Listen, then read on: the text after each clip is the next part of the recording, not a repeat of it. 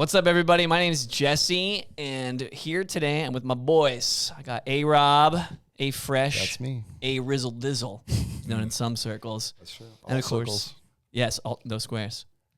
Way back. Of course, Nelson, the one and only, creative mastermind and brother. Here we are. And today we're going to talk about all things music, creativity, Run Red Cassette. What is that? Who is that? And why is that? Heck yeah. What about where is that? That's right here, right now. Coming soon to a Streaming everywhere. venue near you. Venue near you. Maybe we'll get into that a little bit. Yeah. Jesse, thanks for having us on. Appreciate it. Excited to talk and just start some conversation around Run Red Cassette, music, all I'm those excited. fun things. But we have some questions that we thought would be cool to go through and just to learn a little bit about you, what Run Red Cassette is, and just go on that journey, you know? Yeah. So I think that could be super fun, but just wanted to start out with the question, why music? What drew you into it for the first? What is it about music? Yo, what is music? No. Yeah. Why music? Yeah, why music? Man, great question. We're just starting off with a bang. So music's just always been a part of my life. I think both of you know that pretty well. My parents basically raised me on music. They're both musicians, so I feel like I'm like genetically enhanced to play music. It was just such a big part of my life growing up. And I almost just feel like I have to do it. Not like from outside pressure, but from like desire. Of like, there's just like a part of me that like, I just have to do music because I just don't know how to not want to do it. Yeah. It's just this like part of me where like anytime I'm around music, I always want to be around music. I want to experience it. I want to participate. I want to create, put out there, like receive in some way. So why music? Like I just have to. And I can't explain it 100% accurately, but... And you got this way about you where, like, whenever I describe Jesse to somebody, I'm like, multi-instrumentalist. He knows, like, 18 languages. Like, I like that the number's different every time that you say it. And I'm like, there's something about, like, your brain, how it works, where, like, you start something, and then you can easily translate that to the next thing. Like, where I'm like, I can play a little guitar.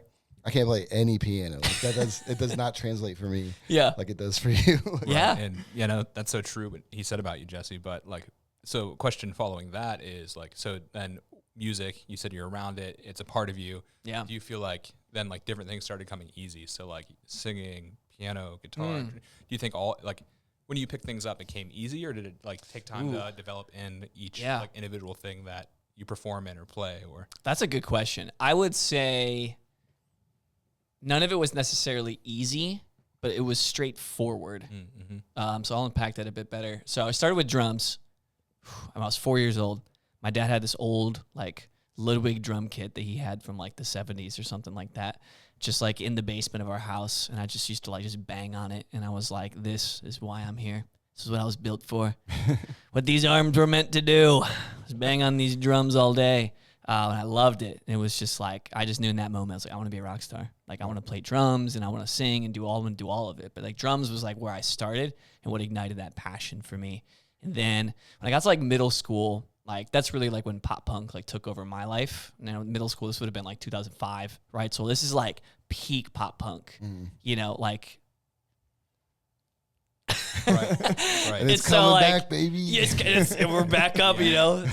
And so at that point, I was like, man, I want to like be able to like sing and play guitar and that kind of thing, and just started like, those were like really challenging, but like it, like many things in life, if you just keep doing little by little, eventually you just get better, and then as you get better, you just keep going. And what's also fun about anything creative is it's a never-ending race, which I think is intimidating for people.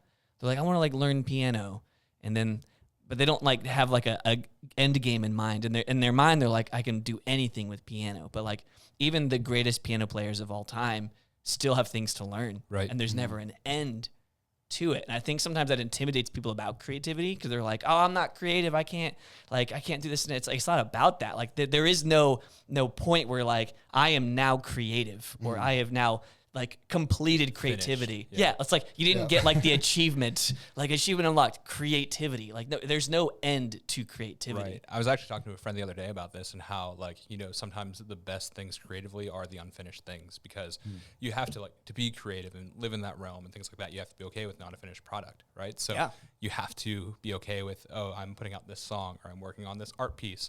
I think anyone that would consider themselves an artist a week later would look at it and be like, I could have done this or this or this, but you just have to be okay with it not resolving and be okay with this is at a point where I can put it out and I have to move on, or you're going to find yourself getting caught on it's not good enough yet. It can't go out yet. And, you know, all those different thoughts, different things. Yes. I always try to say, like, when I release music, which we'll get into, Right. but when I release music, I always try to be like, okay, is this the best I'm capable of right now? Mm-hmm. And that I want to make sure that everything I release is noticeably better than the previous work. If it feels like it's on the same plane, like maybe it should be like some way to combine them or something like that. But I always try to release something I'm like, all right, I know that this is better than anything previously. And where I'm at now, like this is the best I can do. Right. But knowing that like it's hopefully I will keep getting better. And I will. And I can think of some of the early stuff I put out, even pre-Run Red Cassette. I have like 5 records of like stuff that's out there. It's pretty rough. Like, but there's like seeds of what would become Run Red Cassette, and of course what would become Skyway Lights, my other stuff. And I remember like putting it out at the time and being like, this is incredible, this is amazing. And I'll like listen to it now. I was just listening to it earlier today. And like it's not great, but like at the time it was what I was capable of. Right. And like there is a boldness and confidence that comes with putting out creative material that feels unfinished, but is like all you can do at that moment. And I think there's a confidence you build when you like realize you're like, it's a journey and it's never going to stop. So let's just keep creating, keep putting it out there, and then keep building on that. It's like laying this layer of bedrock, and you keep building on those creative projects. Yep. It's kind of like what they say when they say like it takes like 10 years to be an overnight success in the music world. Yeah, exactly. That's like that quote where it's like, oh, you're like an overnight success. Like, what did you do? It's like, man, all I did was spend every night for the past 15 years practicing music or whatever, you know what I mean? Or comedy. And it's like all the things. Yeah, it takes time. And I think that's cool. The perspective you have on it, though, is like this music I put out 10 years ago was great at the moment, but I know I'm going to continue to grow as I work through it. And like you said, I'm sure we'll get into it too, but your last EP as Run Red Cassette was like probably one of the best sounding like EPs I've heard in the last few years, that especially with what you've put out, and then even just like the quality of the sound of that recording and the songs was just so good. Thank you. Yeah, and it's like there's a space where I think people get scared when they realize like, oh, this is the best I can do right now. And it's like, oh, it's just not good enough. And they never release it. But then because they never release it, they never can move on from it. Right. And I feel like then people get trapped in this unreleased project space, whether that's, you know, music or graphics or like comedy or like whatever it might be. And then because people aren't doing something with it, it just kind of sits there. They never quite get the confidence to move forward. Or then like you feel like you can't move on because it's not complete. Right. And then it's just hanging over you. Like what's nice about, at least from a music perspective, like releasing an album or an EP, it's like, or even just a single, you're like, cool, it's done. It like releases me and I'm like, now I can do the next thing, kind of a thing, you know? Right. So yeah, no, we're talking about it a little bit, but Till Love Has Its Place, the last Run Red Cassette release, that was what, last March? 2 March. 2 March. No, it was May. It was May something. May. We did the photo shoot in March. That's yes, we did the photo shoot in March, which is still, Nelson, one of the coolest things I've ever done in my life. Super cool. If you haven't checked it out, go to Jesse's Instagram. Check it out. It was such a fun day. But so Run Red Cassette, last EP out 2 years ago. You talked about sneaked at new music on the horizon. But so for anyone who's just discovering you now, being like, who is Run Red Cassette? I guess that is the question. Who is Run Red Cassette?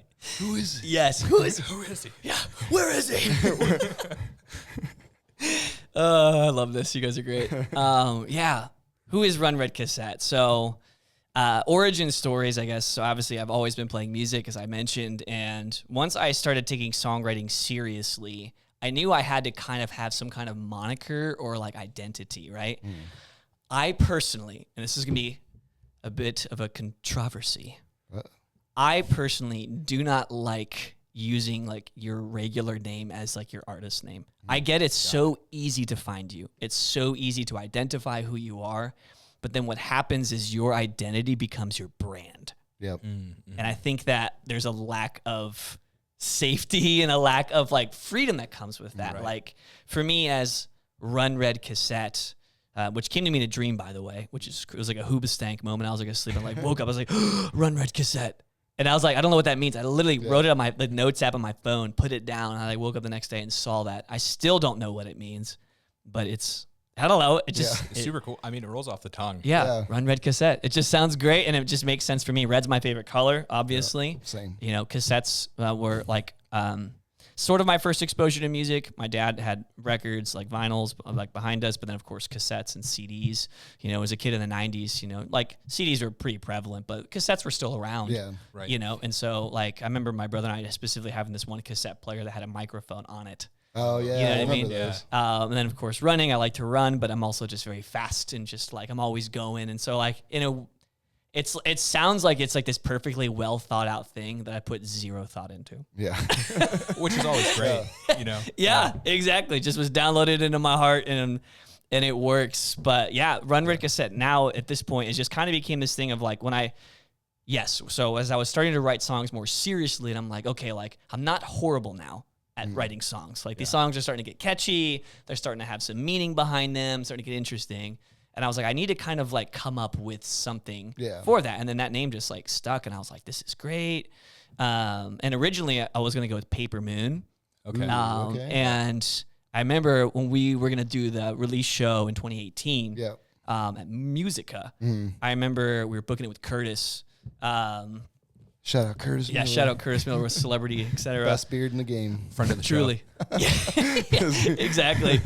But I remember we like booked the release show, and then he like texted me and was like, dude, so Paper Moon's like a Canadian rock band. So you need to like change your name. Yeah. So it's even got crazier you. that like I was trying to think of names during the day, couldn't think of it, and then it just like came to me like a moment of like waking up Yeah. kind of a situation. And so then at that point I was like, because I wanted Run Red Cassette to kind of just be more than me, because I feel like I'm just a person. I'm just, you know, like I always like to say, like I'm just a regular guy trying to make his way in the universe. Yeah. You know, which is a Star Wars Episode 2 reference for all the homies out there. Yeah. And so I like that Run Red Cassette. Like it gives me freedom because it's like it's this thing that's like outside of me. Yeah. And so it's like I am, in a sense, Run Red Cassette. Like I'm spearheading it. I write songs. I would say almost all of the songs are recorded like just me. There's a handful of songs that have other people featured on them, but most of the music is just me. And so there is that aspect of it. But as I keep doing more and more with Run Red Cassette, it's getting less and less about Jesse, Yeah. which I really like. And there's that freedom and it takes some of the pressure off. Because I feel like if I was just going by as Jesse Gearhart, then every time that other people are involved, then it gets like, well, what are you guys? Like, well, it's me. It's like, kind of like when we had Jesse's our California Addict Exactly. era. Yeah. It was like Adam, Robin, Jesse Gearhart. That was how and then we came up with All Circles, and then we all stopped. Yeah. The band kind of like everybody went and did their own thing. Yeah, and which was okay. And then it became my company. So And it kinda became worked, your it worked company, out. you know, and I went off to do Run Red Cassette, and Yep. it all worked And out. it kind of reminds me of like one of my favorite bands, Bon Iver, with Justin Vernon, where like, you know, the first album was like all him, but it was this thing outside, and then it kind of grew into like what it's become now, where like, you know, Justin Vernon is like the heart and soul of it, but you know, they expand to different, you know, they have so many different like recurring band members. They have 2 drummers all the time, which is kind of crazy. Heck but yeah. that's kind of like you have. I've noticed in your band, it's kind of evolved over time. Like you have some people that like have performed with you, like that from different walks of life, and different realms of people, and that's kind of cool because it can be, you know, you could have a trumpet player come out to a show, and I would be like, oh, that's awesome. Go check out. Yeah. Yeah, no, that's super cool too. And like you said, it's bigger than just you. And that's the cool thing. And like, if you've ever been to a Run Red Cassette show, you would know that every time it seems like it's a different group of people up there, which is awesome. And then even, I know as you're recording new projects and stuff, which we'll get into sneak peek, you're talking about having other guys in the studio to record certain parts and different things. So that's cool that it goes from, you know, 10 years ago, a dream where it's like, could I write music? Could I do this? To now, it's like, it's beyond you. It's bigger than just you and who you are, but you're like, I can bring other people in on this and go forward with it and all those things. And while we were talking, you had sort of mentioned, you know, when this became more serious. So for you, when did Run Red Cassette go from, okay, this is just a hobby or something I think I could do, to like a more serious thing? Like, was there a moment or? That's a great question. there was a specific moment. I wrote this song. It was called like Bird with a Broken Wing or something sort of lame like that. Not that that's a bad title, but it was the first song I wrote that was like really introspective without being cringy. And it was me like kind of, and what's crazy is like, so then on my first record, I actually make a reference to that song on one of the songs on that first record. But it was essentially this idea of like, that's kind of how I like viewed myself, was this kind of like this like bird with a broken wing. Like there's a lot of potential, but he's a little held back, you know, and whether it was my health issues or just growing up and those situations there. But then like when I like shared the story behind that song or shared that song with people, like people seem to be like, oh yeah, bro, I get that. I was That's like, cool. Oh, I was like I can make relatable material. You know what I mean? Like, oh, and then like people were like, thanks for sharing that song. Like I felt that. I've been in situations like that too. And I was like, okay. And I remember just like being in my room, like playing and working that song and then being like I think there's more here. I think there's more. Like this could be more. That's cool. And so then I started to really dig in and take it more seriously at that point.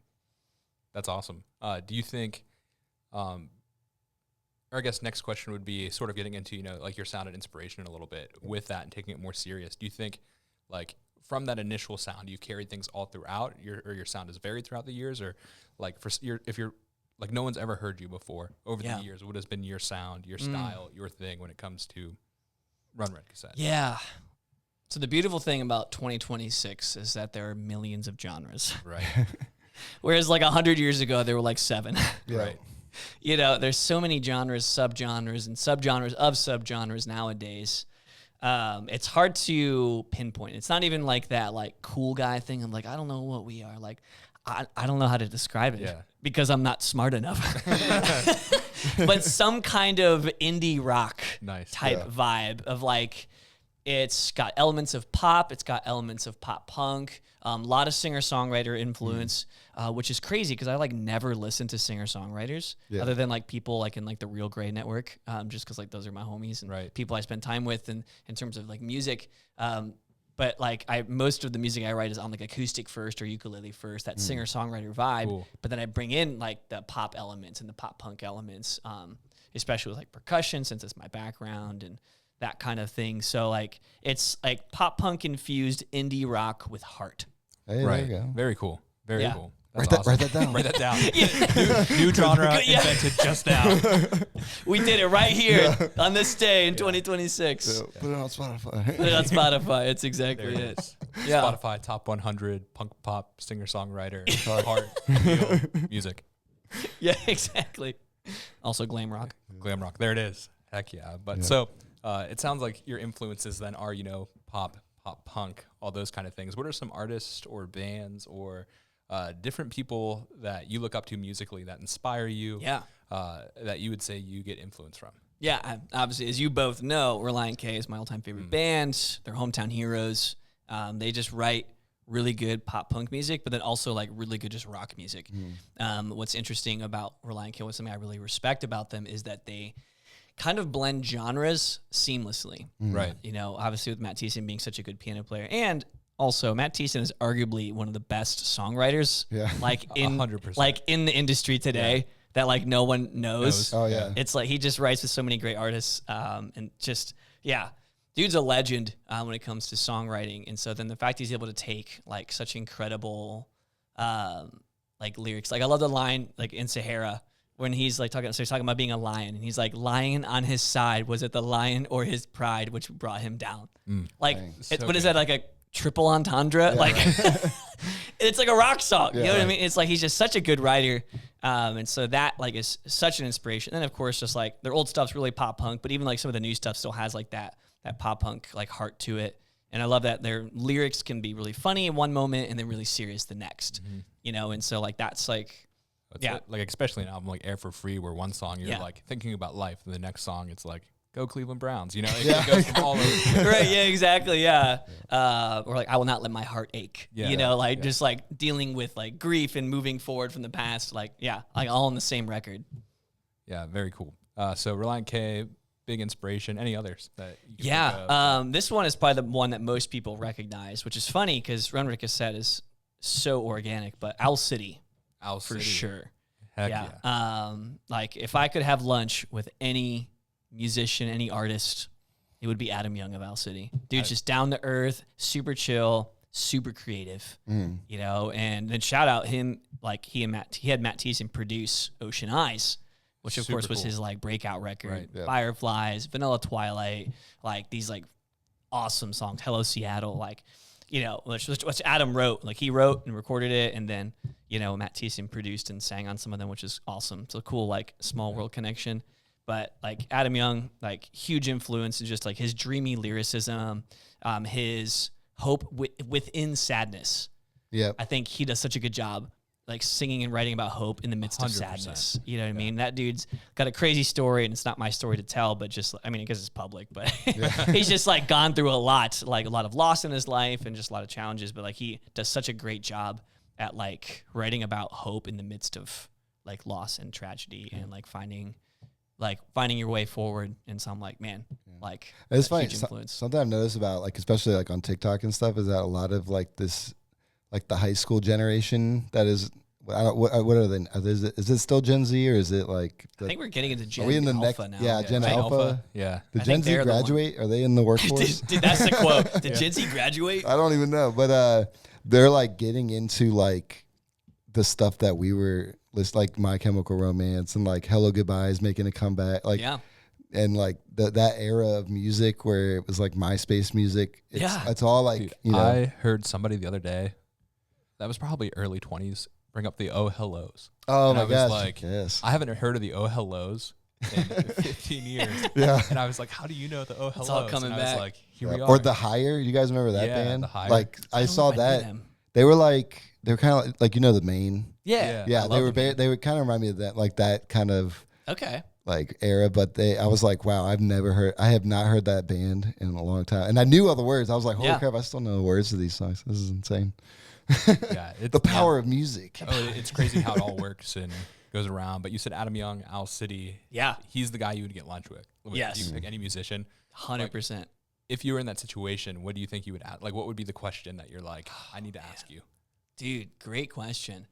I would want to know why he writes. Like, what's his why? Like, why music for him? Right. Would love to pick his brain, and then even just practical effects, like practical tips of, you know, we're all creatives here. So like how do you do your art? How do you do your creativity? Like, how do you write lyrics, and like, what's your production, and what's your songwriting techniques? It'd just be super awesome to like hear that. And then of course I'd be like, can I go on tour with you?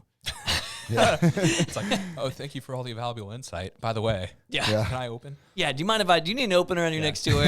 Even like open. Right. I'll play the parking lot. parking- As long as I'll People I'll are be out walking there. in. I Let did me- that once. I did at a 21 Pilots concert. That's number 3, by the way. Oh, there you go. So, but I got in trouble because someone had a ukulele out in the parking lot at 21 Pilots, and I started playing House of Gold.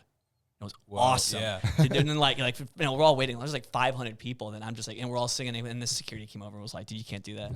You're like, I was like, "I'm warming them up, man. Yeah. I'm warming them up." way to kill the vibes. You're man. like, I am the show before the show. Yeah. I was like, I bet if Tyler Joseph and Josh Stone were here right now, they'd just be like,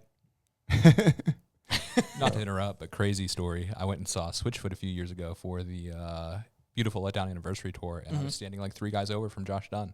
And Wow. at the concert, and I didn't know it until the show was over. So it's crazy. dude, I love that. Like they just go to Yeah. shows and they just Yeah. hang out. Yeah. Yep. Good dudes. But yeah, they're like another huge influence of mine that I get to, especially with the ukulele. I only, maybe this is lame, but I only bought a ukulele because of 21 Pilots. When Vessels came out, Josh Hill, shout out to him. Oh, He was yeah. like, you need to listen to this album. I love Josh. And dude, changed my life. Absolutely love. I think Vessels can be considered like all time in general top 10 album. Yeah. Yeah. 100%. Like just across music. Like it's just such a great record. And I literally like heard that, like became obsessed with it. And then one day literally I was like, I'm going to go buy a ukulele. I remember I was cool. when I was living with Andrew, that yeah. weird house off Whipple. Yep. It was like early 2014. And I was like, why have I not bought a ukulele yet? I just literally like went to Music Farm, which is this Yep. local music shop here in Shout Canton. out Music Farm. Shout out Music Farm. Yeah, for reference, if you're wondering where we're from, Yeah. Canton, Ohio. There's Canton, all these Ohio. all these Cantonisms. Yes, all these Cantonisms. Canton, Ohio. Shout it out. But yeah, Music Farm, great local shop, still around. I was just there the other week in Sticks. But I just went up there and I just found a ukulele just like on the wall and it had like a wave on it. And I was like, that's dope. I'm going to buy that. Heck yeah. The guy was like, yeah, it's on sale for like $50. I was like, great. Perfect. And I bought it. Yeah. And the rest is history. And the rest is history. And I started writing ukulele music, like solely because of 21 Pilots. I'm not even going to pretend it was like some like perfect. Like, no, I loved 21 Pilots. I still love 21 Pilots.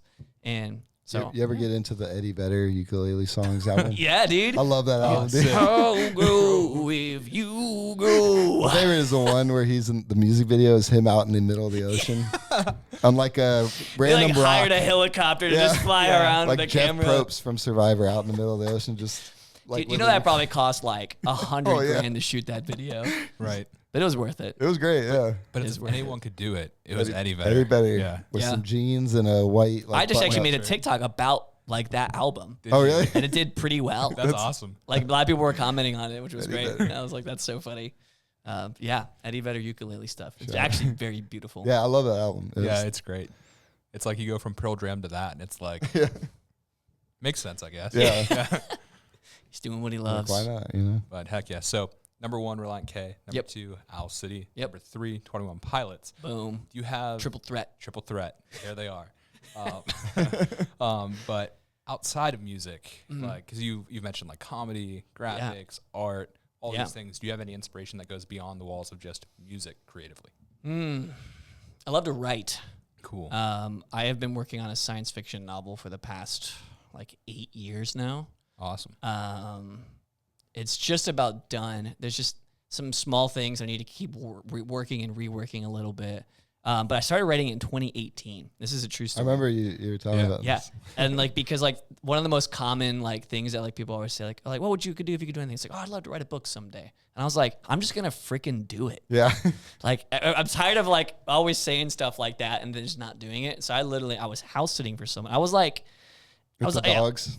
no, it was like not that house. Not that That's house. a great house though. But I was like in a space where like I just needed a place to crash for a while. And so a friend opened up their basement, and so I was kind of just like house sitting for them because they were on vacation, and they had a great like outdoor patio. And so I would just go out there like every day after work. I would just close my eyes with like my like Pages app open on my Mac, and I would just type. I would just play this movie in my head. This is true. I don't know. This is probably the worst way to write, but I would just play this movie in my head of like these characters like doing things, and I would just type it out, and then 4 hours would pass, and I'd be like, cool, I guess I'm gonna stop there for now. I did that like all week, and then I had like about like 25 pages like written out of like a generalized story, and then just over the years it's ballooned into like 150 some pages, Nice. and kind of a thing of like Word document pages. And yeah, that's been one of the most fun things ever. It's just creating worlds and creating characters to play in that world. And yeah, I started writing in 2018, but it was about a global pandemic. So once 2020 hit, You were like, I put a huge "Whoa." pause on it. Like took a few years off because I was like, everyone's just gonna think I just made this up because of the pandemic. What did I just do? Yeah, but it was crazy. So like, Spoken into existence. yeah, that was like, but thankfully, like I got like a global pandemic very wrong because like in my book, it's like a crazy like global war, and it's like a terrorist attack that causes the pandemic situation, and then like, but the governments of the world like don't know what to do with like all these sick people, and it's like contagious. They just literally put them in quarantine districts. They build whole like manufactured cities and just like completely encase and enclose them in there, and then they're just stuck there for like the rest of their lives. And so they're called like the quarantine districts, the QDs. The QDs. The QDs, man. Oh, I went through all the slang and everything, and it's great. But it takes place in year like 2090. But then, yeah, once 2020 hit, it was like I put a huge pause on it. That's why it's taken like 8 years to do like 150 Makes sense. pages. Then I picked it up a few years ago, and it's a trilogy. I have the second book like started, but I know I need to finish the first book, but it's just fun. It's a great story. Heck yeah, dude. So any like in that realm, any authors that inspire you or? So reading is very hard for me. Okay. Not because I'm illiterate, but because it's hard to focus. Yeah. Gotcha. So I've just recently, in the past year, started to like read before bed. Firstly, to see if it would just like help me sleep. And even before I went to go write this book, I realized how ridiculous it was. I was going to go write a book when I had read maybe 4 books in my life, and one of them was the Bible. Yeah. And so it was like, all right, so that plus 3 random fiction books I read a lot of history books because I love history, but like actual like novels, I'd read maybe 2 in my whole life, and they were required by my high school. Yeah. So I went and bought like 5 books at good old Borders. That's what it was back in the day. Yep. Rest in peace. Rest in peace, Borders. Dang. We won't mention who replaced it for copyright issues. We won't. No, but it's still completely a fine. nice place. You guys remember when Borders would have random concerts? Oh yeah. Oh, it's sick. Dude, that was like the days of like Yeah, the dude. Hot Topic concerts, like the acoustic cover. Yeah, like, dude, that's like circa 2007. you remember Shine Bright Baby? Yes. That was, Yes. Man, what a great band. Yes, because it's Quentin's brother. Yeah, right? great. Yep. Dude, that was What a world. But anyways, so writing influences, like in terms of like reading, I've only recently been trying to like read books, but I did read one book that like really like inspired me. Was this book called Artemis, and that was one of the like 4. I bought like 4 books before I started writing mine, and that was like one of the only ones that like really stuck with me. It was very well done. It's about like that, like in the future there's like a moon colony, but it's like where like poor people go basically. Yeah. I know it's a generalization of the novel, but essentially, yeah, the people who are like struggling and are not as privileged are stuck on the moon because it's cheaper there, and like the super wealthy like live on Earth still, and that kind of thing, and hijinks ensue, and it's a great one. I highly recommend. Then I was like, okay, I can do science fiction. Yeah, that's cool. You know, and that inspired me. And then even just recently, I finally read 1984. A friend gave me that book like 6 years ago, and it took me 6 years, but I finally read it. nice. Heck yeah. Excellent book. Oh, it's so good. Like, I had to read that for a class, like in high school. yeah. And but it was good. Oh, it's the same for me. Super I don't good. think I've read it since high school, but I remember reading it in high school and just being mesmerized on how good of a story. yeah, still holds up today. And I think it was written in like the 40s or 50s, something like that, you know. Right. Speaking of which, and this might date this, but did I know Jesse has because we went together, but have you seen Project Hail Mary yet? No, I have not actually. Nah. So good. I've been on the show kick. I haven't watched a new movie in a long time, but I've watched like Invincible, and Oh, we got nice. The Boys coming out soon. So We got a Heck new yeah. show kick. I've been on the show. I need to just watch a movie. Yeah, which I mean, Project Hail Mary based off a book. Yeah. Gone to film, but it's stunning. As Okay, a I'll have to as a check. creative, you would like it. Like visually, Yes. it's And great. it did like make me think more about my book because I Yeah. was like, oh, that made me revisit Right. it. And it is in that sci-fi, like Mhm. you know, that kind of world. So I Yeah. mean, that makes sense. Yeah. But yeah, it was great. So cool. Let's get it a little deeper. Learn a little bit more about Run Red Cassette. Yes. The deep questions, you know. Let's do it. So Sirens. sirens. Nice. Welcome to Canton. Welcome to beautiful Canton, Ohio. Heck yeah. Let's get deep. Yeah. No. So you've been talking about music, your influences, all those kind of things. What Mhm. does music mean to you personally, and how has it changed you? Oh, man. Like, how has it molded you over Yeah. the years? What, like, do you feel like different songs put you in different moods? Sure. Like, you know, all, like, let's dive into that. Yeah, it connects kind of with that first question of like why music, and so like how is music, like what does it do for me? I mean, it's here's a good analogy. I like to say that I am always emotionally constipated, and so I'm always We're like, Not both of us. I'm ready to. Yeah. I'm excited to see where this goes. it's so I think for me, I just have a hard time knowing what I feel. Right. Right. And I'm sure there's science, but I'm not a psychiatrist, so I'm not gonna say I understand. But I just know for me, it's sometimes hard to know what I'm feeling. And so I just get really frustrated, and I'll get like this feeling in my chest. I remember there was like one time specifically, like there was this girl that I liked, and we had like a super uncomfortable moment, and I was like, "Ugh." And I was like, I literally said out loud, I need to go home and write a song about this because I like needed to process. Like, I don't know what I'm feeling. I was like, oh, I'm feeling melancholy. I'm feeling rejection. I'm Right. feeling like being left out, kind of a thing. And it was like, so songwriting is just like for me to like, it's kind of my emotional laxative. Interesting. Okay. What an analogy. Yeah. I feel like the more visceral it is, the easier it is to remember. Oh, 100%. Yeah. But yeah, I think It's something everybody can relate to. Yeah, we've all been there. We've all been there. music is so cool, I think. Just because it is one of those things that's universal, right? Yeah. Like you could be sitting at this table today, you could be across the world, and somebody's still going to be influenced by music in some sort of way. So Yeah. I think music is so big and so important across so many different nationalities, language, whatever Yeah. it might be. And I think like it is a form of expression, a form of emotion, whether Yeah. it's writing or listening.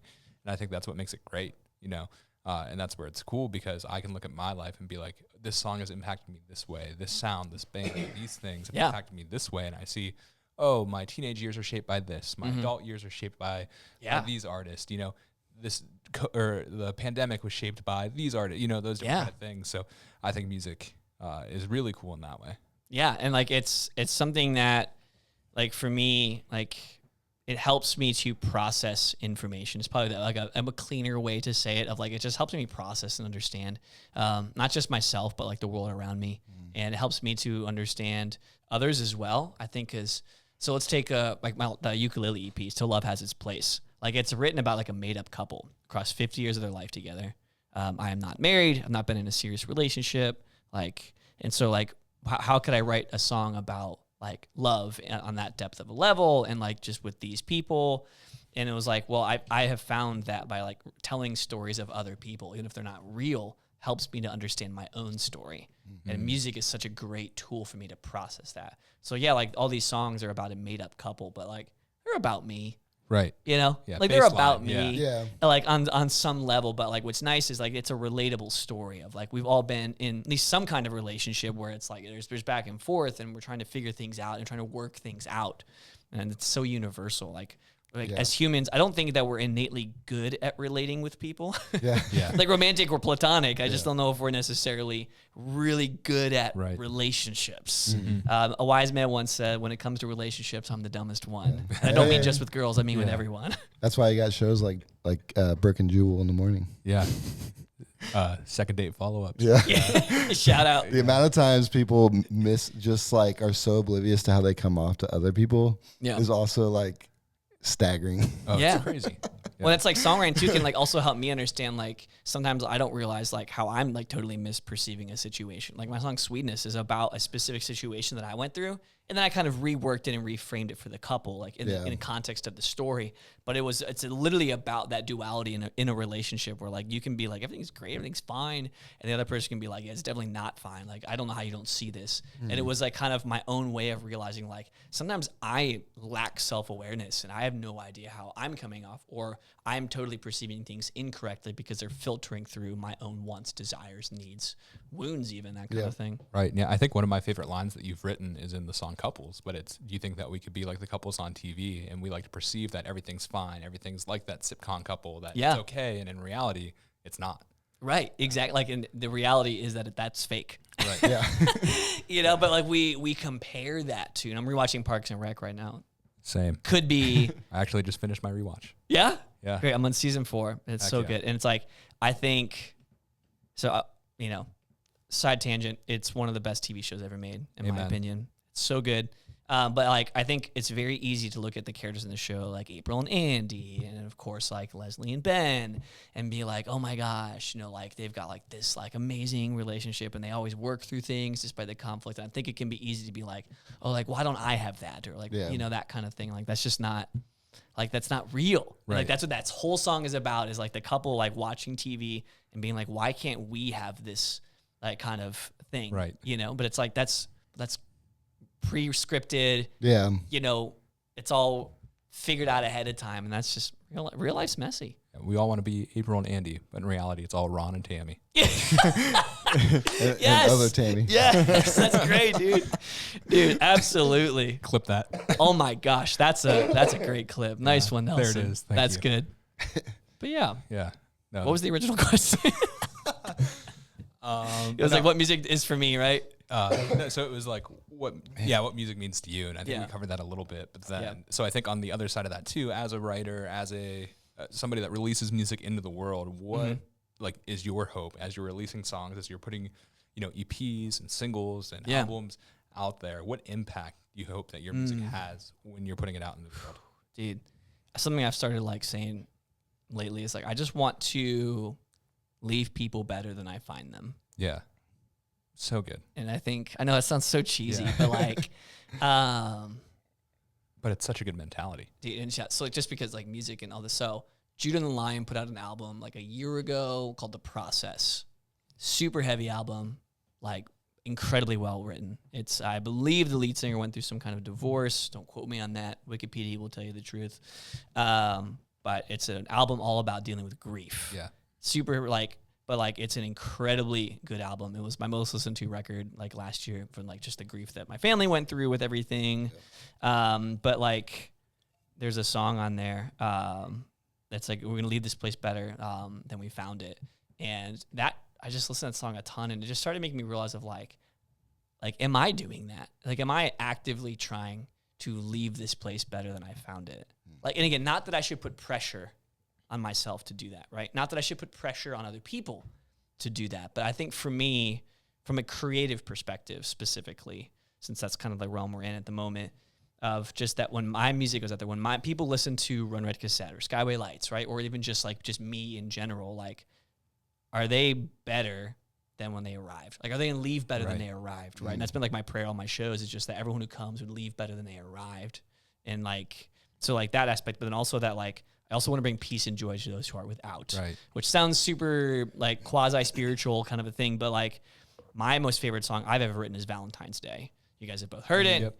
I don't know if I'll ever record it because I love playing it live because it's just such a magical song to me. It's so like just deeply important to me. That's when you record it live and put that out. That'd be maybe really cool. Maybe one day. It'll have to like be That'd a very sick. specific show, I think, to do that. But At like the end of the career. Yeah. It's like my going out concert.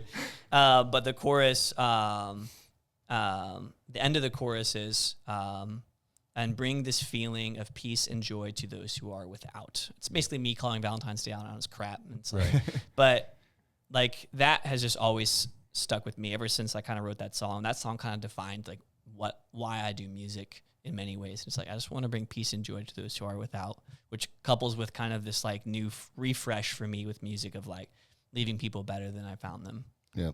Super cool. And I think that's such a great perspective to have, because especially when it comes to creativity and, you know, all the things that can be super easy to forget. Yeah. It's like, I'm in the process, I'm doing it, and I'm just doing it to do it. But it's cool that you have like that why, and that like, this is why I'm doing this. This is my hope in what I'm doing right now. Like, it's not insignificant, but it has the significance that makes sense to me. And my hope is that it leaves, like you said, an lasting impact and brings that peace and joy.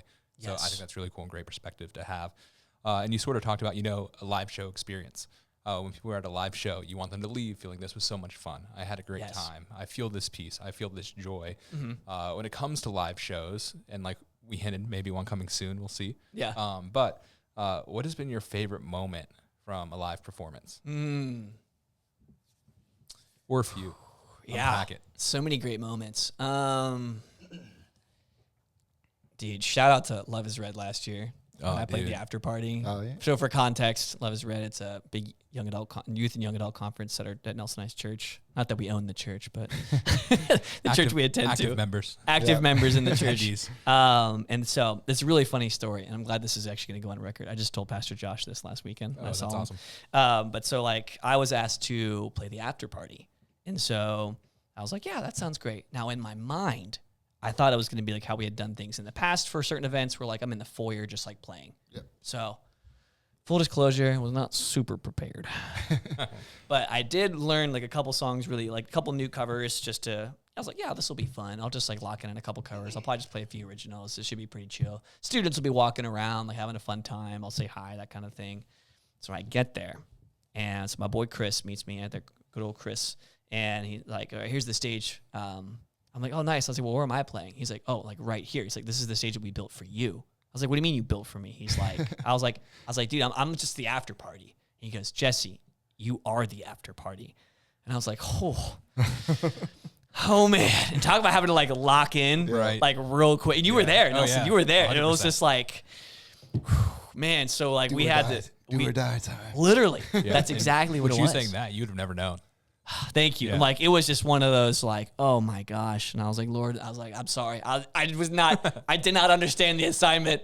But dude, just got on stage, said a quick prayer, and I was like, dude, let's rock and roll. And I opened up with Viva La Vida by Coldplay. And I was like, I sure hope that Coldplay's still relevant with Gen Z and Gen Alpha. Massive hit. Yeah. That crowd during that song. Oh my gosh. Wow. It was crazy. And so they do the woes, the whoa.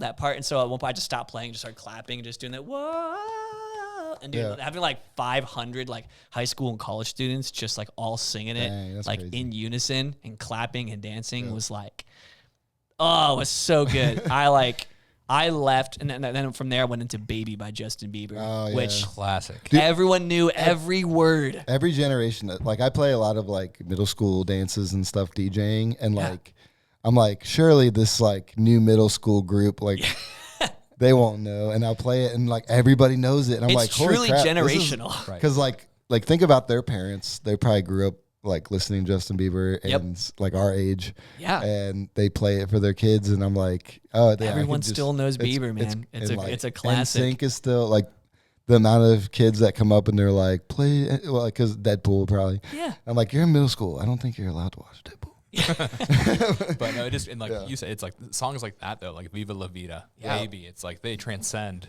generation. Like it's super cool. They transcend, what it is. What it is to be a song that comes out in the year it comes out, or the time it comes out, or the period it comes out, but it goes past that. Yeah, and it begs the question, like, what makes a song like multi-generational like that? Like, why is Viva La Vida a song that like high schoolers today like rock out to? Why is Baby still in the ears? I used to like even think like when it first came out, I'm like, oh, this isn't gonna like last. Like it's a hit song for sure. Like I get it, it's well written, like it's very catchy. I was like, but I don't think it's gonna be like this thing. It's gonna like really like people are gonna like remember it like we remember like like Abbey Road, know. But yet here we are. What like 15 almost 20 years later. 20 years later, yeah. And Baby is still like rocking people's socks off, and it's like it's very interesting. And it's like so kind of breaking down like what makes a song iconic instead of just good. Just good, right? And you see it across time. Like even like there's all these artists that are just giants. Yeah. And like I just rewatched the biopic Bohemian Rhapsody the other day. I put it on Netflix, which is Queen, but it's like all those songs, not all. I shouldn't say all their songs, but there's still a handful of those songs that just hold up in today's world. And it's like, how does that happen? I've been watching a lot of like there's a lot of producers that are doing podcasts now. Like you got like Benny Blanco and or going on. I forget the guy's podcast, but he just interviews like Charlie Puth and all these guys that like created these giant songs. Yeah. And how they explain like they're just like simplicity, like very like Rick Rubin has, like instead of like adding to, he's like, I'm in the market of subtraction. I forget how he said it, but it's something like that where he's like, a lot of times like when I work with a band or an artist, like I'm like, if we took this aspect out, does it make it better? Like can it live? Can it like give like having songs that breathe kind of? Right. Yeah. Rick Rubin especially was telling the story. He worked with this band called Be a Doobie. Oh yeah. And he was working with them, and he was producing their album, and they come in and they recorded everything electronically, and it was so complex, and they were so excited to pitch to him. But he was like, when I heard it, like that's not what we want. Like that's so he made them scratch everything, record everything on instruments from the start, and in a more simple manner, and it ended up being their best selling album as a band as they're putting it out there. So there is something to that. The simple, the more universal it can be. Yeah, that's a great point. Heck yeah. So best moment playing live, Love is Red, Youth and Young Adult Conference. Do you have any other favorite moments being live? Yeah, I feel like, man, almost every time I play live, it's such a gift. As cheesy as that is, I just love playing live. I love to entertain. Right. I love just like drawing in crowds, telling stories, just having fun, but like also like feeling and taking moments to like be vulnerable and like honest and like, but there's just been so many great moments. The very first album that I put out, Everything's Mutual Between Us, circa 2018. When we did that music and release show, I remember there was a moment. So I have a song called Daylight Savings Time, which is like, there's a part of me that also would love to be a jazz pianist. And so the song was written with that kind of mind. So it's not really a jazz song. And by not really, I mean not at all. But there's like some like major sevenths in there. So it's like some more like jazzier chords. And it's almost in piano the entire time until the very end of the song, and it builds into this like epic, like just like pop punk outro. And then when we did it live, so it was like everyone was like off the stage and like lights were just on me. I'm like playing like 90% of the song is just piano, and I'm playing it, and then all the lights kind of came down like near the end, and I'm just like doing like octaves with my left hand, is kind of like keeping low ambience. And then so my boy Spencer was drumming, and he like hopped off the drum kit, hopped onto the piano with like all the lights on so no one could quite see, and I went back to the drum kit and then just kind of was like 1, 2, 3, 4, and we just like crashed in, and then like everyone's like ah! And it was like a great show. And then Curtis gave me one of the best compliments I've ever received as a musician. afterwards, so, we're doing like the paid outs, with the promoter. And so he like comes up, he's like, all right, here, like, here's your take for the night. And he's like, I want you to know, he's like, you sold the venue out. He's like, and I mean this in a good way. He's like, you're a nobody and you sold the venue out. That's never happened in the history of this venue. Super cool. Like, it was like a huge compliment, you know? And so like, that was an incredible moment too. And be able to do that and like have a crowd like that. And it was awesome. Yeah. Super, super cool. So on the flip side of that, any embarrassing moments, any moments that just went wrong or things that happened that you couldn't control that have happened in those moments? Remember when we used the electric jump kit and the legs kept falling off? Like in the middle.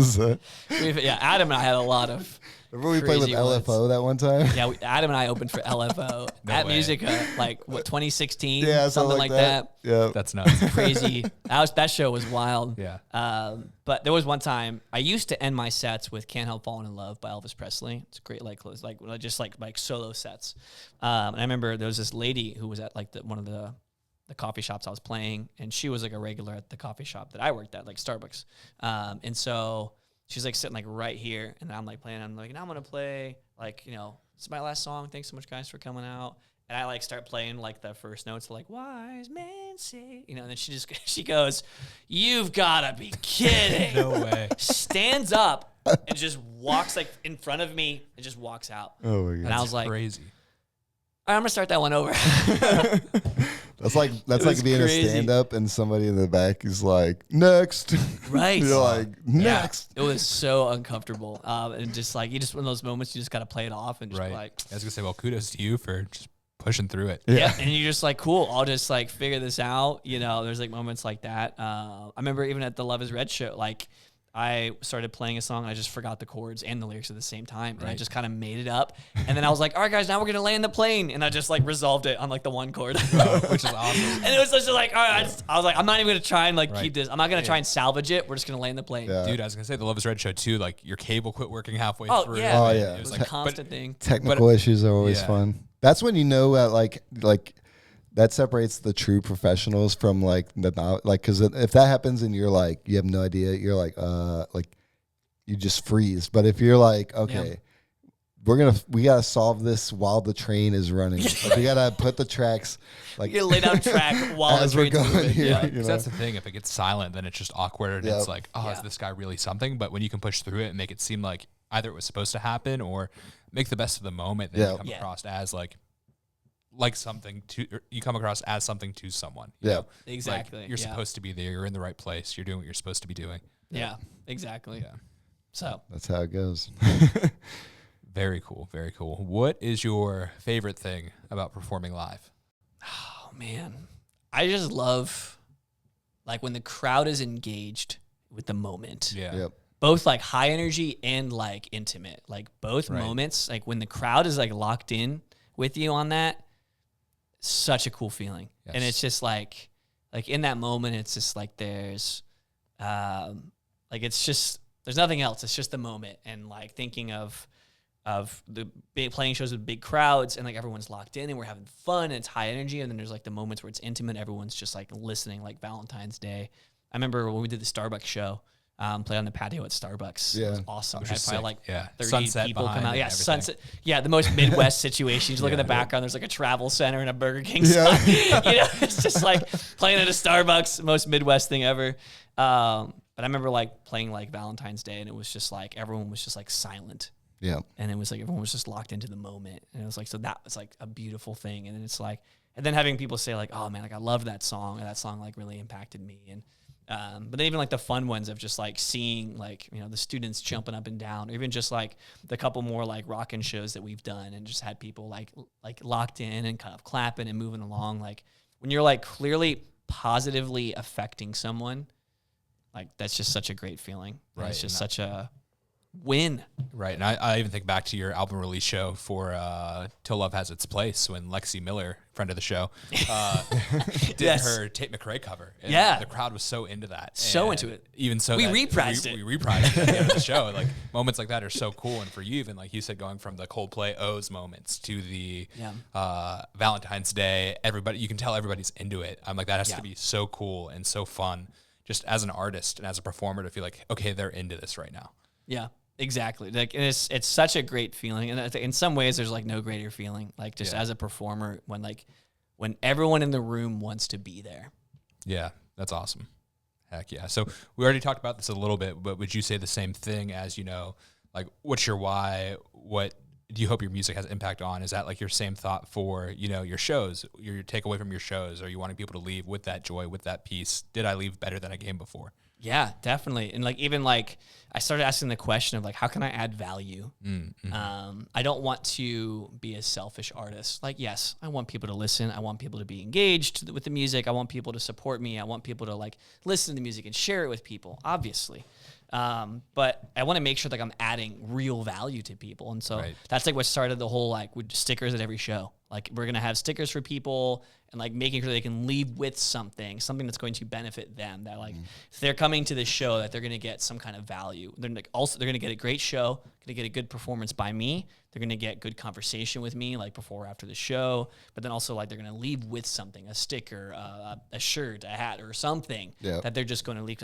I don't want to be a selfish artist, if that makes sense. That's cool. That's cool. And that's the one thing I love about your shows, Jesse, is you're so intentional before and after just to talk to people. And I think that just creates such a good culture. Even before, you could just be waiting in a green room or being like, oh, hey, I'm not up yet, so I don't need to be out there. But it also, like, you being out there and having conversation makes so many other people just conversate, and it feels fresh. And you have this gift, Jesse, just to bring people together, which is really cool. Thanks, man. It's one thing I love about you. But like, I can count on like both hands the amount of times on shows I've gone to, and like I've been talking to people I haven't talked to in years, or having conversation with somebody I normally haven't had a conversation with, just because I think the culture is so, let's talk, let's connect, let's have fun before and after. And I think even that helps set up, the during the show where people are locked in, they're engaged. So super cool. Yeah. And just love getting like so many different people involved, whether that's the musicians on my team or even just like the worlds colliding of who shows up to shows. Like when we did the R&R show back in the fall, like it was crazy. Like people I hadn't seen since high school were like there. But it was like, so there's people from like work, there's people from church, there's people from just like all like from the studio, like all of the walks of my life, all like in the same place for the same reason, which was just, let's listen to some good music and have some great times hanging out. I mean, we filled that place out. I mean, like R&R was packed, and there was probably 40, 50 people, and it was like super cool. Like just so unexpected. And, of course I started with a Coldplay song. Started with Magic that time, a nice, fun acoustic version of nice low Magic. Vibes. Build into it. Oh, that's exactly right. Great song. Ghost Stories. Great album. It's their best album. Oh, I agree. It's great. But all right, let's dive into the future a little bit. Yeah. Let's look forward for Run Red Cassette and everything that the future holds. So what's coming up next? Like shows, projects, what are you working on? Yes. I have 2 Run Red Cassette songs in the works right now, and this like being recorded. I have one song. It's tentatively called Rivers and Roads, but I know that's also a very famous song, so I'll find a better name for it, more creative name, or I'll be more creative to come up with a name for it. Roads and Rivers. Roads and Rivers. I thought we should spell roads like the piano roads. Yeah, and Rivers. RHOAD. Yeah, but it's just Roads, and then it's plus, and it shows Rivers Cuomo from Weezer. Yes. Yes. Shout out Rivers Cuomo. Yeah, shout out Weezer. They're still going. I'm still waiting on my hat. Me and Ethan ordered their merch. They have a coloring book. Oh yeah, I ordered the markers. Still waiting on those. Still waiting on those. Some logistical like 4 months ago. We got some Weezer heads in the room. That's right. Yeah. Where's my coloring book? Where's my coloring book? Exactly. They just put out a new song too, which I'll get to later when we get into a little bit of rapid fire. But okay. Yeah. But yeah, so got a song working so far. So we've had bass and drums tracked for it. On Monday, I will have keys and electric guitar tracked for it. Awesome. And then I'll have eventually final vocals tentatively release. So early summer, so late spring, early summer. Tomorrow I'll be in the studio. I'm doing a Beach Boys cover, Don't Worry Baby. Hell yeah. Great song. Yeah, it's just all me on that one. Yeah, that's awesome. And so I tried to get some other people, but it just didn't work out because of time and commitments and stuff. But then I was like, I think it just needs to be just me. This is going to be just a Jesse tune. Just my love of the Beach Boys, and, very nostalgic, but like it's very like pop punk, and it feels very Run Red Cassette. Right. Yeah. So I'm excited. So I'll try. Like if you were to say tomorrow. like, oh, I'm going to cover a Beach Boys song as Run Red Cassette, it would be Don't Worry Baby. Like it makes perfect sense. Yeah, exactly. Yeah. It's very much my vibe. So those are both going on, which I'm excited for. But then This summer, we'll get into the studio to record the next EP, which I'm really excited about. It's going to be a follow-up to Love Has Its Place. Awesome. That's exciting. And so we got the scratch tracks already ready for that one. So we'll get in the studio and looking for an early fall release. Nice. Heck yeah. That's exciting. Glad you're still doing it, keeping at it, all the things. What about live shows? Anything on the radar? Anything you're trying to push for? Yes. So looking at doing a couple shows this summer. Nice. So at the moment, nothing is officially booked, but I've sent some emails out and looking at once we have the Rivers and Road song and the Beach Boy song ready to go, it'd be fun to do some kind of like outdoor or like summery show, maybe like June or July. And that way we have 2 new songs out, like can kind of promote and push those, play them, and just have a lot of fun. Yeah, very cool. Very cool. So even looking more down the road for the future, where do you see Run Red Cassette in like 5 years from now? What's your hope? Yeah, man, it's crazy because I think there's always the anticipation bias, right? So because I want more, so realistically, or I guess the reality is like, I want Run Red Cassette to be my full-time job. Yeah. Like truly. It is like just been my dream since I was 4 years old on that drum set in my parents' basement. Like, I just knew in that moment, like, that's what I want to do. You know, it's just, I just want to be a rock star. I just want to travel the world playing music. And 5 years from now, man, I sure hope that Run Red Cassette, even if it's not a household name, is like a successful recording project. Yeah. And that whether it's just me with studio musicians or me and my friends just traveling, like playing music, you know, bringing peace and joy to those who are without. Like, I would love to see that in 5 years, that there's a few more albums and that Run Red Cassette is all over the map. And Very it's something that benefits people, that people love, that it's not just like this like selfish pull. Like, again, like I don't want to create just to take. I want to be able to create to give. And yes, of course I want the support and people to follow it, but I also want them to be blessed by it at the same time. 100%. Super cool. So would you say that that's the dream? Ultimately, like the dream is to go beyond just where you're at now, is travel, do the songs, put out more albums, like all those things. Yes, but I fully understand that what I have right now is a gift as well. Right. Even this, the fact I can do a like pretty professional podcast. Adam. Shout out to you in your studio. Yeah. Like here in Canton. All Circles Media. Right. Follow them on Instagram at All Circles Media. Yeah, I mean, just right here in downtown Canton, right? Like we have this dope podcast studio. Of course, Real Grey Records. Like, where would I be without Ron Fleck? Literally, where would I be as a musician without Ron Fleck? Canton, where would Canton's own Rick Rubin? It kind of looks like, but like with the beard for sure. You know, and so like even like taking that into account, like where would any musician from Canton be without Ron Fleck? Oh yeah, without Real Grey, you know, with the community there, like. Bring Your Song. Yeah, Bring Your Song. It's a staple in the community. It's been going on for like more than 10 years at this point. You know, it's like it's there's so much good here creatively and musically. Yep. And so like I'm fully aware of how lucky I am. Like me, like Anya and Spencer and John were all hanging out at the studio a couple weeks ago, and we were all just talking about how like we all know each other and are all like because of the studio and because of Bring Your Song and Ron Fleck.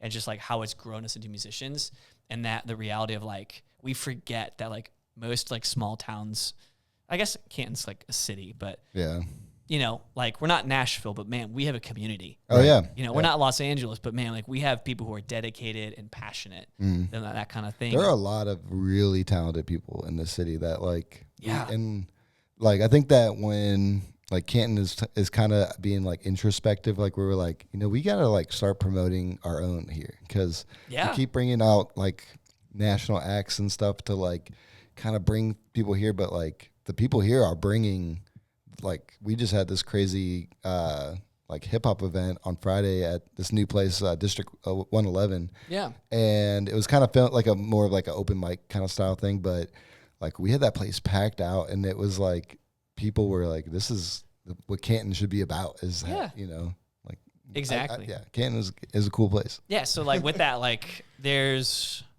not necessarily a rush to leave. But yeah, of course I want more. Right. But I like from the context of like, I know that what I have is amazing right now. Yeah. So if like nothing changes and it's like me and the boys doing podcasts every now and then and like putting out records, you know, working with Ron or my friend Joel, like, or just whoever, and just playing shows here and there, like, this is a good life. Yep. And I'm very grateful for that. But I am an ambitious person. I'm a dreamer.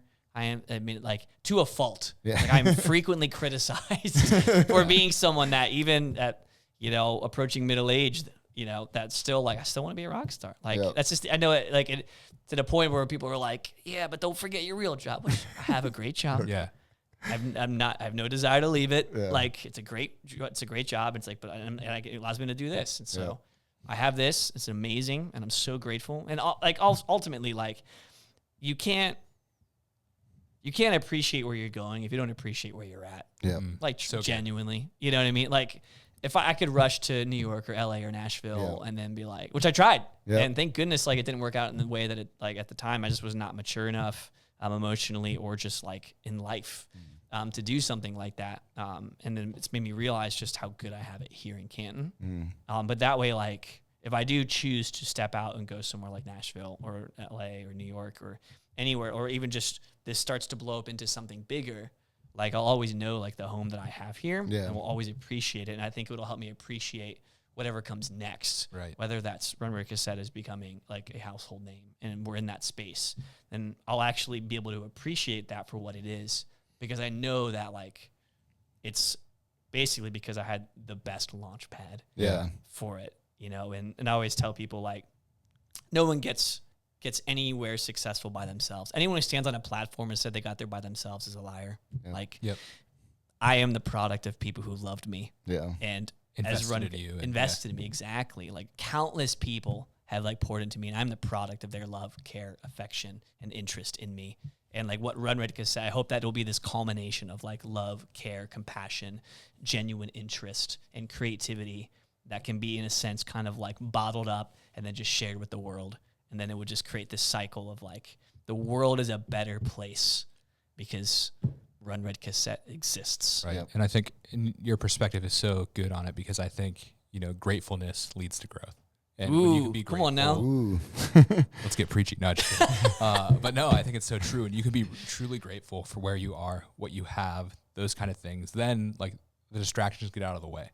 I'm not always thinking, well, what if this happens or this happens? But if it happens, you're ready to take that next step. Yeah, exactly. Yeah. And, like, and even just like today, I was just talking with someone of just like, man, like, I want to take that next step, but, like, and just learning to just appreciate and value where I'm at is just kind of the focus. But, like, continuing to dream, because that's who I am. I'm always going to dream. And I know that when it comes time to take that next step, like, I'll be ready. Yeah. Heck yeah.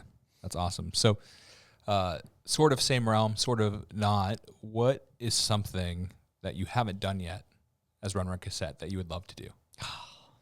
There's so many. Yeah. So many. First, open for Reliant K. Like, that's, like, a huge dream. That would be awesome. Especially, like, we're all from Canton. Yeah. Right. Well, I guess, their band's expanded and kind of like Run Red Cassette. Yeah. It's kind of, like, changed over the years, right?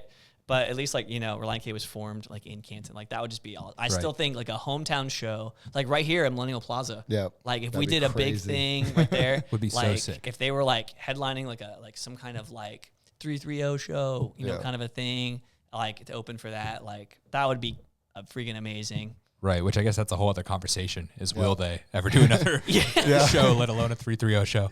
Right, exactly, yeah. This is my shout out to the Mats. Don't give up. We need you. Yeah, please. If you're listening to this right now, and exactly. I know you are. Yeah. I see you right now. I see you right now. I love it, yeah, for sure. Like, opening for them, and then I've never done, like, a real tour with Run Red Cassette either. Yeah. And so at some point, and again, even if Run Red Cassette doesn't get much more than it is now, I would still love, like, the opportunity to just get, like, a group of friends together and guys, like, let's just hit the road for a month. That's cool. And just, like, play shows here and there, like, save up money and then just, like, make that happen. And really, and it's something I'm learning too, like, it's interesting, and maybe there's more questions around this, but even just, like, where social media is at right now, we live in a culture where back in the day as a band, like, you had to go on tour. It was the only way you were going to get noticed. Yep. Whereas now, like, you don't necessarily have to, but I still think that I'm sure there's a word for it, but almost like the return on investment with like social media, you have, like, a zero, I think the statistic is, like, a 0.02% like click-through rate on, like, an ad, for example. If someone sees it, that, like, that's going to, like, really, like transform into a, like, real fan. Yep. Whereas, like, when you, like, go to a show and you connect with people, like, and then they see, like, who you are and who your music is. Like it's much more organic and much higher. Like, and the word of mouth is still. I think people like really like focus on the word of mouth there. Like lately, like I've heard a lot about bands recently that like have come from people just telling me about it, and I'm like, I follow them, and I'm like, all right, that, like it's gonna be cool. Like I'm gonna be like Ethan when they blow up. I'll be like, I was a fan first. Yeah, I get the cool guy cred. Right. Yeah, it's like I don't know, like a recent band, and I don't know if you guys have listened to them or know them, but Geese. Oh There's a band you've talked about named it, Geese, which is like this rock band that sort of popped out of nowhere, and it's been like I heard of them 2 years ago, and it was just word of mouth from a friend. Didn't give them a try. They opened for Vampire Weekend at a show. Heard them, and I was like it was both and. You know, you got the word of mouth, and then you see them, and it's like, oh, this band's great. Yep. Yeah. And now they're all of a sudden probably the biggest band in the world right now. Wow, that's crazy. Yeah. So like even with that, like there's social media that like has its place. There's no doubt about it. I've been loving doing it. I've been loving creating content. Yeah, that's what I was going to ask. Is you've been creating content? Is that like the hope? Is that like it would be like a both and where or like all the things where it's like, oh, if somebody sees you live, then they see the content, and then somebody says word of mouth. You hope that those all like. I do, together. And it's almost like in the sense of just like continuing to find different ways to just add value. Yep. Just like a lot of my content's funny that I create. It's a lot of it's still musical. I try to like add humor to it because it's just funny to me. Yeah. And it's like, it's just another way to bring peace and joy. You know what I mean? And just like also, I heard someone say once Instagram and kind of social media in general is kind of like a peek behind the curtain. And so like, I love that there's just so many ways to like give people a peek behind the curtain and just engage with people and connect. And so I love to connect. Obviously, I'm a people person. So like social media, there is like that side of it, but like I do also hope that like it connects people to who I am, and then they're like, oh, like, well, what else does he do? And like, oh, okay, he does music, or like, oh, I like that. I mean, I've probably made like 15 different TikToks like about sweetness. You know what I mean? It just is like I love that song, and I genuinely believe it's a good song, and genuinely believe people will enjoy it. And so it's like hopefully then we'll still connect them to that. Yeah. Heck yeah. Marketing, man. Marketing 101. Run Red Cassette. Yeah. Welcome. New podcast title. Still learning. No, it's ever learning. And I think that's the thing is I think when it comes to promotion and all the things, there's no right or wrong because like we say, like you had alluded to it earlier, Jesse, it's like, oh, how'd you become an overnight success? It's like, oh, 15 years of work or 15 years of trying all the things. And we're such in a social age right now, social media age where it's like, why not try it? Yeah. And like, and that's the thing is like, it still can. Like, I know like some people are like, dude, Jesse's crazy for starting social media in 2026. You know, it's like he's so far behind. Literally, like there's times where I'm just like, why am I even doing this? And it's like, but I like, all it takes is one. Right. Like, all it takes is one. That's the thing is, you know, platforms, especially like TikTok. It's like the one video can all of a sudden go. You could be averaging 10 views on your page, and there's one video that could randomly, you know, get millions of views, and then all of a sudden you're something. Yep.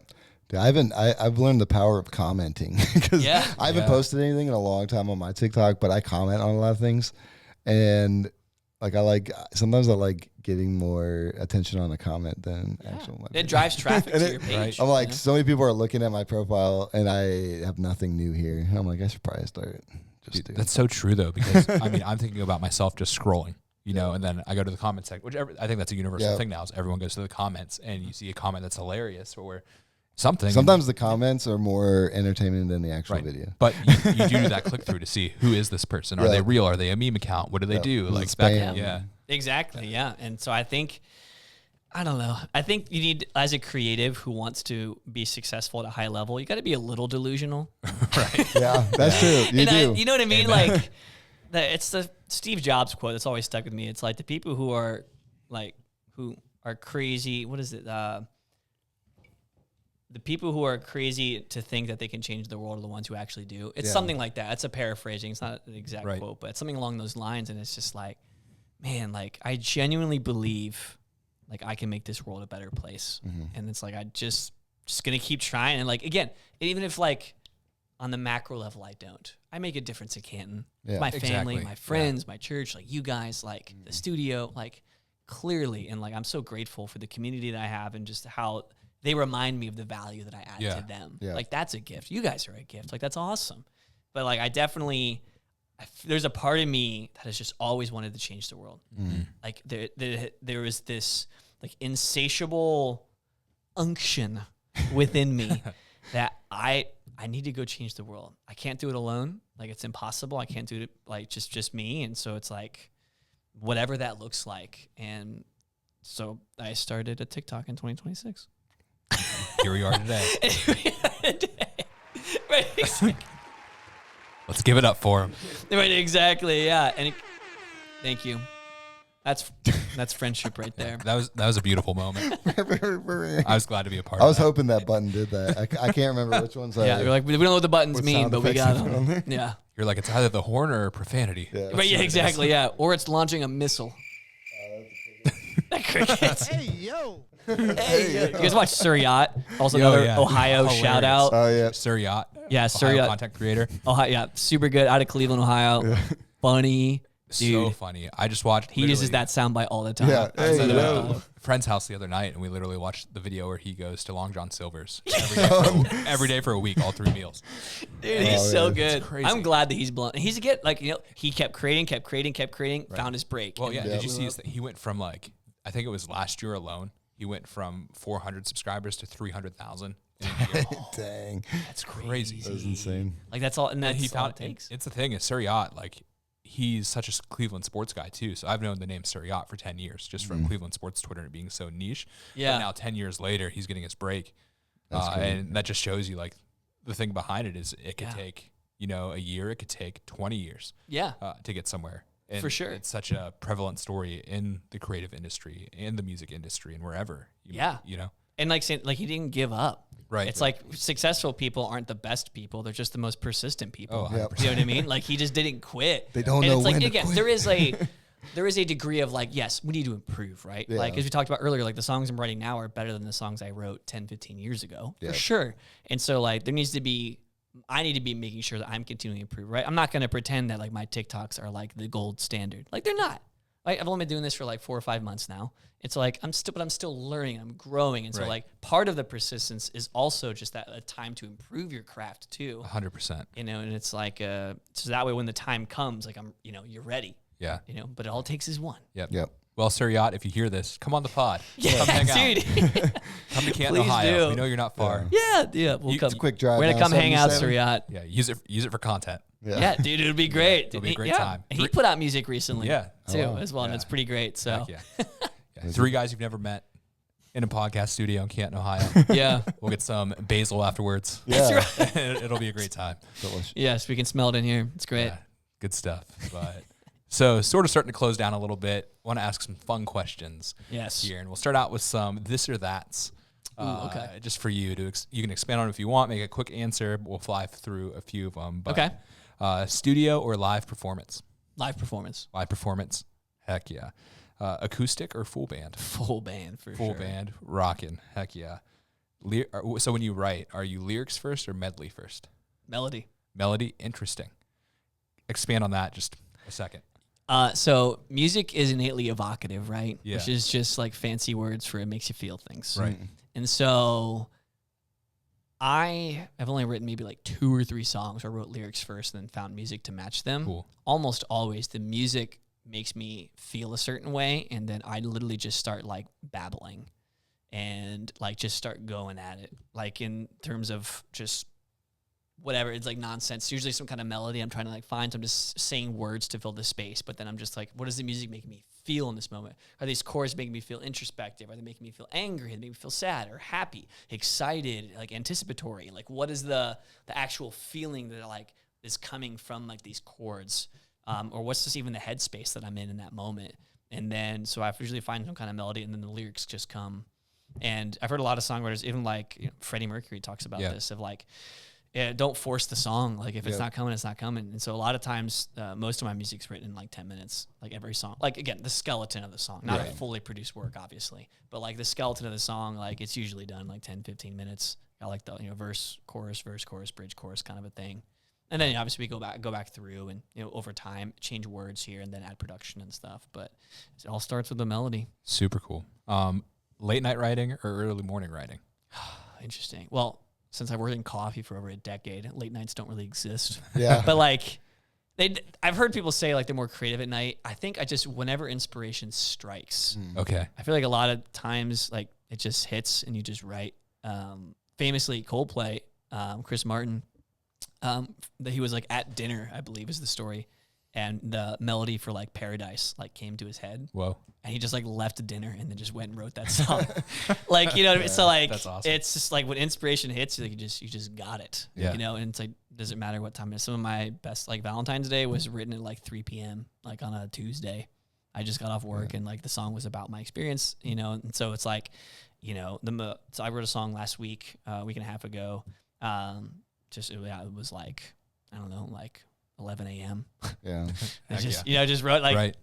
So Use the voice notes app when you're like driving or something. not really. So like, I don't usually think of melodies ahead of time. Like everything starts with the music. It starts with the chords. Yeah. The chords tell me what is going on, right? So the chords are like, so my heart is like a mess. And then the chords are like, hey, is this what you're feeling? And then it's like, okay, yeah, that's what I'm Gotcha. That's cool. Yeah. That's cool. Like, that's it. Heck yeah. So do you have your phone on you? I do. Can you pull out your phone right now and share? I know you have a notes app with a bunch of names of song titles or bands. Yeah. Can you share 5 random ones with us? Ooh, yeah. It's a super long list. I've been keeping it for years. Let me pull it up here. It's going to take just a second. I had to like start a new notes app. I want to break some news right now. Jesse got a new phone since the last time I've seen his phone, and it's crazy to look at it in his hands. I know. Jesse had like an iPhone 3 for years. 3GS. And I'm looking at an iPhone 17 in his hands right now, so this is crazy. Yeah, you're like, how did we get here? Like, no one really Jesse's knows. in the future now.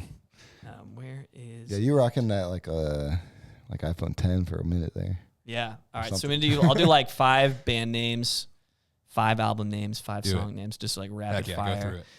We're just looking through here. Jay and the Wildflower Kings. I always thought that'd be a good like indie type thing. Murder Tree is another one. Ooh. I'm gonna skip one of these because I'm gonna use it eventually. Stay tuned. Stay tuned. Yeah. Hours Before the Moment. Boat Noodles is another like really good one. Couch Town. I really want to do something with that. Memorial Day Spaghetti. David in Japan. Tsunami Pit. Lords of the Supernova. Hot Ginger. Malicious Were you Compliance. thinking of me with that one? Yeah. Basic Human Needs. Bummer Sauce. Medium Fancy. Nightmare Kaleidoscope. Second Grade Standard. Bingo Bango. Ooh. Shout out Bingo Bango. Bingo If you know, you know. If you know, you know. Future Dad. Brain Searchers. Boomerang Dream Piano. Middle Class Fancy. Moderately Stimulated. Ice School Medicine. The One Gene Exception. Radical Marxist Fatigue. And of course, St. Louis Smoky. Ooh. Some good album names. Roadmaps Entwined. That will be the Jay and Wildflower Kings album. Drowning in a Sweater. Kept It in the Divorce. Making Faces Out Loud. Reinventing the Dead Horse. Funerals Have the Best Hot Chocolate. I Don't Live in Ohio. I Live in the Moment. Body Talk. A Lengthy Answer for a Short Response. I Caught It at the End. I Know Nothing for Certain. Shout out Riley. For some reason his name's written there. It must have been something he said. The Midwest is Everywhere and I Can't Find It. Charm, Obscurity. Always Present, Never Declared. Homeless Oasis. Butterfly, parentheses, with a gun. Wow. I Don't Live in Ohio. I Live in the Moment. Sounds like That's a follow-up great. to Hawthorne Heights, Ohio is for lovers. It does, honestly. Then a few song titles. 1 on the way, 2 on the back. Okay. That was really funny. Coming soon to a Run Red Cassette EP. 1 on the way, 2 on the back. Dude, that's so good. It was Pittsburgh on a Tuesday. Everything you just said is all I knew. My ears only work for one voice at a time. It's no longer an assumption if it proves to be accurate. It feels like it's been a while, but it's only been a week. How often is she wrong? I don't like the government. This is a fact. Paradoxically articulate. It was of the time, but in a good way. Highlighter orange. And then, of course, I Know He Was a Stranger. Ooh. I think you just put out the track list for the next project. Yeah. Yeah, no, There's those are so many fun. more. So many more over the years. That was just something I was like, oh, I know he has this. Dude, some of those go like through call some of back to these. They're awesome. like cute is what you aim for, like song titles. Like Yes. they were. I Very love 2000s. those days, like where they were like you'd wait for it to like cycle through your iPod because it's like It's so long. it's like a little Yeah. mini novel. Yeah, exactly. Oh, it's awesome, but cool. I also have some rapid fire that I think could be fun for the whole Let's group to go. through. So I don't know if we should format and go Jesse, Adam, Nelson. Okay. Everybody gets a chance to answer, but I thought do that it. this could be just super fun for us to talk through and just open some more conversation to music in general. But I'll so say, yeah, let's do that. Me, Adam, and you. we'll do that. But first question, favorite artist of all time, which we sort of covered. Lion K. We got that one. Oh man, I've been thinking Boney Bear. I gotta, Yeah, that checks out. come on. We talked about him a little bit earlier, but got to go with Weezer. Yeah. Okay, Dude, One of the- three me Me quarters. and Ethan tried to start a Weezer podcast. That didn't. We got to Maladroit. Oh, dang. So And then- not that far in. Yeah, didn't get that far. Go Away's having a pretty big moment right now. Yeah. You guys need to kick it back up and do, for some reason it's. yeah, everything will be all right in the end. Yep. Gotta bring that back up. But no, said this earlier, but Weezer just put out a new single called Shine On, and it's great. It takes me back to like Red Album Weezer. Yeah. So if you haven't listened yet, this is my plug for Weezer. Not Yes, that they sir. need it. Not that they need it. But that's my plug for Weezer. All right, Jesse, one album that you could listen to on repeat forever. Ooh, wow. One album. That's a great question. I don't want to be like cliche and just say like Air for Free because Relink is my favorite band, but there are some albums that I'm just like are just so good. That's so hard. Like one album. Honestly, people might hate this answer, but I Empire by Angels and Airwaves. Okay. It's Great just album. it's to me it's my favorite record. I don't think it's their best. It's my favorite record by them, and it just encapsulates like all the feels. Very And cool. Tom DeLonge, like Yeah. he's just awesome. Oh, he is. It is very unique. He is himself in the best way. 100%. But I think if I could only pick like one album to listen to, like for the rest of my life, it would probably be I Empire. Cool. Angels and Airwaves. I'll stick with Boney Bear. 22 million. Shout out Ethan Hammering. Mine would be, as much as I'm a Weezer fan, also a big The Killers fan. Yeah. Okay. And the album Sam's Town by The Killers was very formative of my life. Yeah. And the song Read My Mind is one of the best songs ever written, in my opinion. So I'd say Sam's Town, The Killers. Yeah. All right. All right. Song that never gets old to you. Song that never gets old. I want to say I Think About You All the Time by The Maine. Ooh. Okay. Great song. It's off their record that came out a few years ago. Like it's just so catchy. It's such a great pop song. Oh man. I'm trying. Oh, this is hard. Trying to think of a good one. I don't know. Just because I'm a wedding DJ, I think September. Like some people say it's overplayed as a DJ, but September by Earth, Wind, Fire. Yeah, Fire, good old like Earth, Wind, and Fire. I love that thing. I turn it up. I turn the BPM up a little bit. Yeah. It's a good like get people out on a dance floor song. Yeah. Everybody loves it. Like nobody hates that. Like nobody can Yeah. like genuinely hate that song. Do you want to hear a great DJ fail that I saw yesterday? go for it. Oh no. I was at a wedding and the couple's first dance was like to a Taylor Swift song. Yeah. And so it was like a real slow song. It was by one, I don't know all of her songs. But then the voice started and it was like, and this, Oh no. the dude had like the BPM Like way he forgot to down. center it. So I was like, why does Taylor Swift sound like, and I was like, this is like evil. What the frick? And then like, I made that and then the mistake. dude just didn't even call it. He just like, then it was like, and it was like just went like, and they Yeah. we just didn't acknowledge it. It's Like they had any like they just kept the couple just kept dancing and everyone in the room was like, yeah. I made what- that mistake once or that twice seance in we my just went life. Yeah. Because like you don't realize it, and then like it's hard because you're like you want to quickly just go, but in your yep. yeah, it's even worse sometimes because it's like a dramatic like something definitely went wrong. Yeah. But like if you do it like a little like you're like okay they meant to do that and Yeah. artistic choice. Like, I'm up there sweating. When you know what to do in those moments, that's Yeah. where you come off as the professional. Yeah. Yes, Which is that everything can go wrong. Yeah. Exactly it. Yeah, or like you're playing it and you leave like the vine, like there's an effect that always gets me, like where you like, it's like if I want to like turn down, you got to make sure you turn that back off before you play that side again, Yep. because you'll be hitting the play button. And you're like nothing is playing, and you're like, oh shoot, vinyl slow down was on, got me again. Got you again. Yes. September's awesome. Mine's also an oldie. I would say "In My Life" by the Beatles. Ooh, Great in song, my beautiful song. Yeah. Or Billie Jean. I mean, come on, like Michael Billie Jackson. Jean, Michael Jackson, That can Classic. never stuff go wrong. too. But yeah, Yeah. "In My Life," never get tired of it.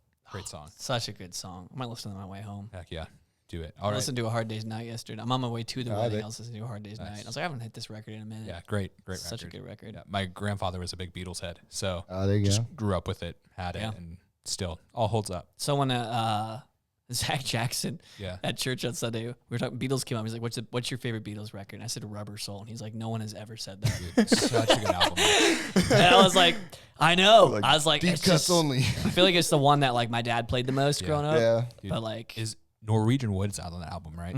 Great song. yeah, Beautiful guitar. it's such a great record. And I mean, opens with Drive My Car, which is just Right. like this Yeah. like, bam, bam, bam. And it's just, it's a great. I was talking to somebody the other day, and not to get off on a Beatles tangent, but how the Beatles, like, their career was only, in reality, like 8 years long.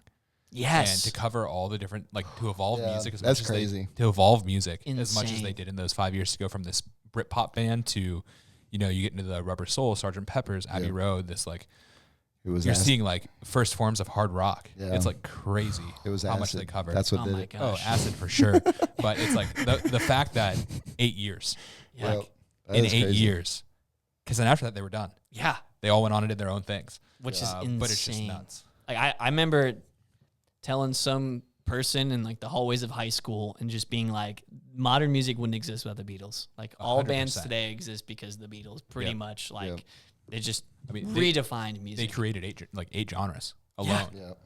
Exactly. They basically invented like melody in Oh, the way that we know 100%. it, the way that we use it today. Yeah, like right. it's just And it's just so crazy when you go from a Hard Day's Night to a Sgt. Pepper's Lonely Hearts Club Band. It's Yeah. like, that's the same band, but also that's the same band. Yeah. yeah. And just it's like cool. how quickly Right. Like and it the goes sound back to, we change. talked about this earlier too, the simplicity of things. It's Yeah. like those first few Beatles albums are the most simple things yeah. you would ever hear. Yeah, like Please but- Me and but like everybody knows them. yeah. And they're like classics, and it's just crazy to like think of like Rubber Soul's like I think 65, Yeah. like Revolver, which I kind of consider it's almost like a double album. Right. Rubber Soul and Revolver. Revolver I think was like what, like 66, and Yeah. then Sgt. Pepper's is like 67, and Yeah. we're just like, how did we get here so fast? Exactly. Yeah. And to just like, you know, it's crazy. I'm going to listen to Revolver on my way home now. You're right, Such a good exactly. Yeah, album. dude, low key, he said she said is like one of my favorite like John Lennon songs. John Lennon songs, great stuff. Yeah. But it's just crazy too, because then you look at Paul McCartney and goes on with the Wings, and John Lennon does this thing, George Harrison does this thing, and Yeah. they're all still so popular and grow so much. And Yeah. it's all still so Beatle vein, but just the way they all went about their careers is just nuts. Yeah. It's super cool. But moving on, last rapid fire question: current song on repeat. That's a great one. There is an artist called Grey Wind that I found. Okay. They're like an emo rock band from Cool. Ireland. Heck yeah. I found them because of TikTok, so shout out to that. It works. But they have a song called Waterfall, and it's so good. It is so good. Like if you're looking for like late 2000s like emo rock, but with like a fresh production feel. Female vocalist too. She's got a killer voice. Like has impressive range. She should be very proud of her voice. But highly recommend Grey Wind. Check out the song Waterfall. Heck yeah. I would say I just got that Dylan record, so Man in Me. That one, I've been playing it a lot lately. Yeah. Dylan's awesome. I would say there's an artist right now named MJ Lenderman, who is like, if you imagine like modern day Neil Young, that's his vibe. Interesting. He's pretty good, but he has a song called Wristwatch. Wristwatch. That is very good, very drivey, very rock, and it's a great listen. Yeah. There it is. Good stuff. I like that for that. We all had like non-common stuff. Yeah, That's like- awesome. I mean, even Dylan is like such a Yeah. deep dive these days. Honestly. But Dylan's great. But this is awesome conversation. Jesse, thanks for Yeah. having us on to Thank talk. you. And Thanks for your chatting. This was great. But, in closing, the applause is back. But where can people find your music and find you? Yeah, absolutely. So, of course, as we talked, I'm on social media at Jesse Messi 27. Messi is an I, like Leo Messi, the soccer player. Fun aside, when I lived in Guatemala, I lived there for a month. So I guess when I was residing there, when I just happened to be there for 30 days. I just feel like when I say I lived there, it sounds so dramatic. But I spent a significant amount of time in Guatemala. And my Spanish teacher there said I looked like Leo Messi, which is an incredible compliment. Yeah, that 'cause is- he's a good looking fella. And so I decided I should like adopt that. Everyone used to call me Messy Jesse because I'm incredibly disorganized and just kind of a walking like house fire.